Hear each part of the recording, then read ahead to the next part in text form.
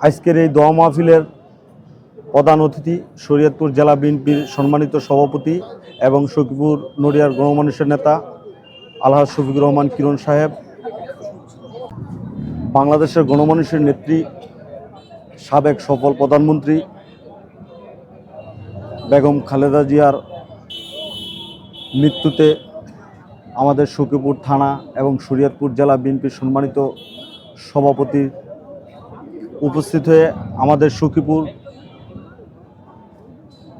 যে দোয়া মাহফিলের আয়োজন করা হয়েছে, মরহুমার রুহের মাগফিরাত কামনা করি। সখীপুর থানা স্বেচ্ছাসেবক দল এবং উত্তর তারাবণিয়া ইউনিয়ন স্বেচ্ছাসেবক দলের পক্ষ থেকে মহান আল্লাহ তাআলা যেন মরহুমাকে জান্নাতবাসী হিসাবে কবুল করে। আমরা আপামর জনসাধারণ সকলের কাছে বলবো, মহান আল্লাহ তাআলার কাছে আপসহীন দেশনেত্রী বেগম খালেদা জিয়ার জন্য দোয়া করবেন। উনি যদি কোনো সিদ্ধান্তে বা কোনো কিছুতে ভুলভ্রান্তি করে থাকে, উনি এই দুনিয়ার সফর শেষ করেছেন, তাই সবাই ক্ষমার দৃষ্টিতে দেখে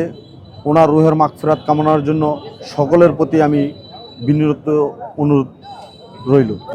রুহের মাগফিরাত কামনার পাশাপাশি আমরা যেন শহীদ রাষ্ট্রপতি জিয়াউর রহমানের আদর্শের রাজনীতিকে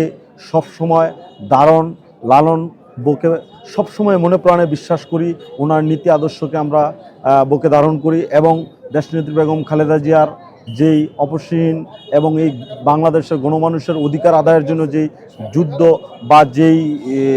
অপসীমভাবে যেই খেতাব পেয়েছিলেন, সেটা যেন আমরা সব সময় আমাদের এই সখীপুর থানার নেতৃবৃন্দ সহ শরীয়তপুর জেলা সারা বাংলাদেশের নেতৃবৃন্দ যারা বিএনপি মনা রাজনীতি করি, বিএনপিকে ভালোবাসি মনে প্রাণে, তারা যেন শহীদ প্রেসিডেন্ট জিয়াউর রহমান এবং বেগম খালেদা জিয়ার